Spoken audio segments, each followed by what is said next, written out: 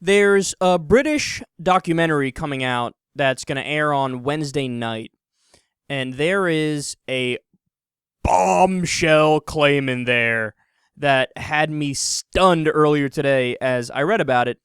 According to experts, a U.S. Army officer brought back a duffel bag from Germany when the war was over, and it had contents from the region where Hitler and Eva Braun committed suicide.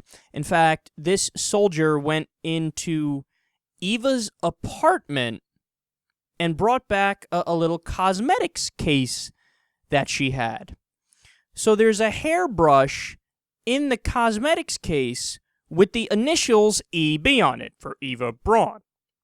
So scientists took the hairbrush, got some hair off of it, and did a DNA test on the hair to look back at her history and look into her genetic code. They found, quote, by sequencing the hypervariable region of the mitochondrial DNA, scientists found a genome within the mitochondria of the cell that is associated with Ashkenazi Jews. The cell is passed down from mother to daughter over generations. So unless her hairbrush was used by somebody else, Hitler married a Jew. That may be the most ironic thing that ever happened in human history. How amazing is that, man? How amazing is that? Now, I should also note that apparently Hitler tried to do an extensive background check on Eva at the time, but they simply didn't know about that particular sequence yet. And a lot of people with that sequence had converted to Catholicism, and they didn't have the historical record to track it back to Ashkenazi Jews. So it's still a story that is just absolutely incredible.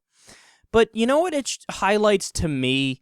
It shows me, just like all the other things about Hitler's belief system and this incredibly far-right fascist ideology and the belief in eugenics, it's so beyond ridiculous, and it's so self-contradictory, and it's riddled with hypocrisies, and it's just, at face value, you can dismiss it. I mean, another thing that, it stuns me beyond belief is this idea that as Hitler, and his group of people, and the ideology they hold is that the Aryan race is superior, of course, blonde-haired, blue-eyed, tall, good bone structure. As they believe that, they are not that. So if they really want to be consistent and in accordance with their own belief system or the belief system that they claim to have, they should all kill themselves immediately. Now, obviously, Hitler did eventually kill himself, but he killed himself because he was going to lose the war. But the second that he realized and he thought that, oh, whoa, I'm inferior. I'm inferior to the Aryan race. He's not Aryan, right? He's not part of the Aryan race, the blonde-haired, blue-eyed. So why did you not immediately kill yourself? Why did you not go around and tell all your buddies who have brown hair, black hair, whatever, die? Fuck you. You're inferior. As you're killing other people for not being that, you're sparing yourself that. That's the most hypocritical fucking thing I've ever heard in my life. And also, it's contradictory in the sense that you clearly think you're right, and you clearly think you are superior, because you think your ideology is so brilliant, but then you're also saying that, no, only Aryans can be the brilliant ones. And so it's just riddled with hypocrisies and inaccuracies and contradictions, and you didn't even realize, if Jews are so inferior, then why did you get duped into marrying one? Yeah, they're so inferior that you loved one endlessly. It's incredible, man. It's so incredible to me. What a gross thing.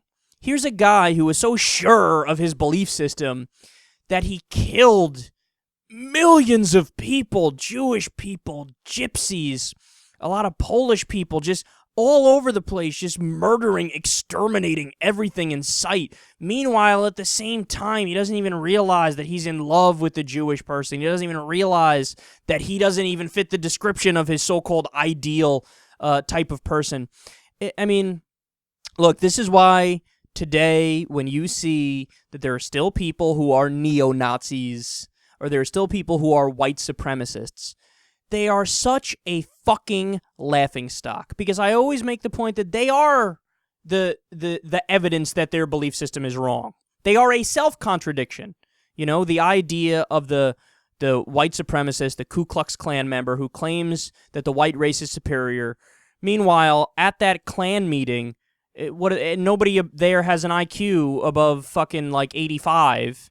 You know, none of them make more than like $15,000, $20,000 a year. They're all in poverty. They all didn't, go any further than high school in their education. They're drooling on their fucking goofy white dresses that they do a ceremony where they light a cross. You are the evidence that, other races aren't inferior. Look at you, you dumbass. What, are you kidding me? And it's the same thing with this Nazi ideology, too.